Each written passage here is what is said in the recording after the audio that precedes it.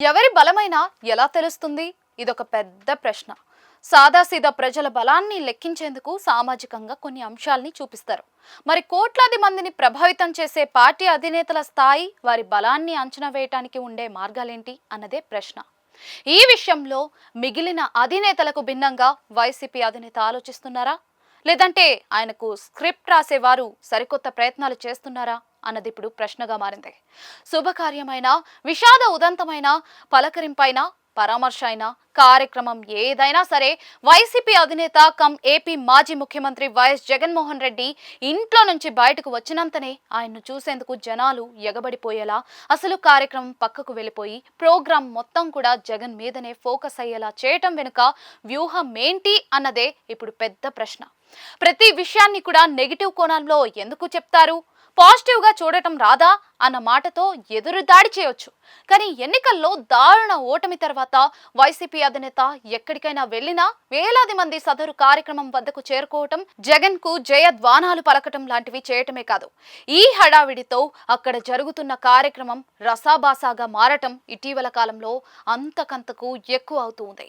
ఈ తీరు వైసీపీ అభిమానులకు, జగన్ ను ఆరాధించే వారికి బాగున్నా కూడా వీటితో సంబంధం లేకుండా తమ బతుకు తాము బతికే సామాన్యులు మాత్రం చిరాకు పడే పరిస్థితి.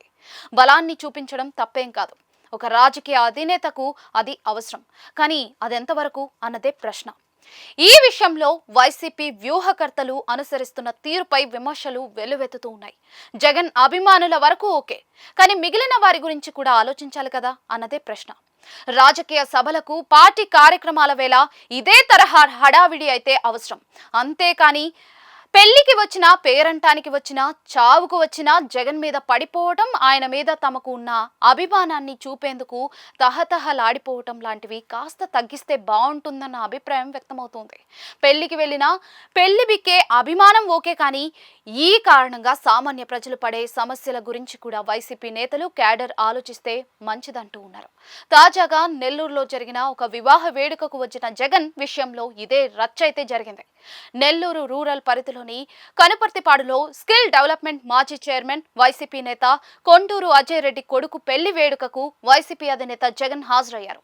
హెలీప్యాడ్ వద్ద దిగిన వెంటనే పలువురు యువకులు పెద్ద ఎత్తున నినాదాలు చేయటం, రోడ్డుకు ఇరువైపులా భారీగా ఫ్లెక్సీలు ఏర్పాటు చేయడం ఒక ఎత్తు అయితే, జగన్ వాహనాన్ని అనుసరిస్తూ వందలాది టూ వీలర్లు పెద్ద ఎత్తున సౌండ్ చేస్తూ ప్రదర్శించిన బల ప్రదర్శన కాస్త తగ్గిస్తే బాగుండేదన్న అభిప్రాయం అయితే వ్యక్తమవుతుంది. పెళ్లి వేడుకకు హాజరై తిరిగి వెళ్లే సమయంలో వైసీపీ అభిమానులు ప్రదర్శించిన హడావిడి ప్రమాదకరంగా మారటంతో పోలీసులు లాఠీలకు పని చెప్పే వరకు విషయం వెళ్ళిందంటే పరిస్థితి ఎలా ఉందన్నది ఇట్టే అర్థమవుతుందని చెప్పాలి. మరి ఇంత హడావిడి అవసరమా?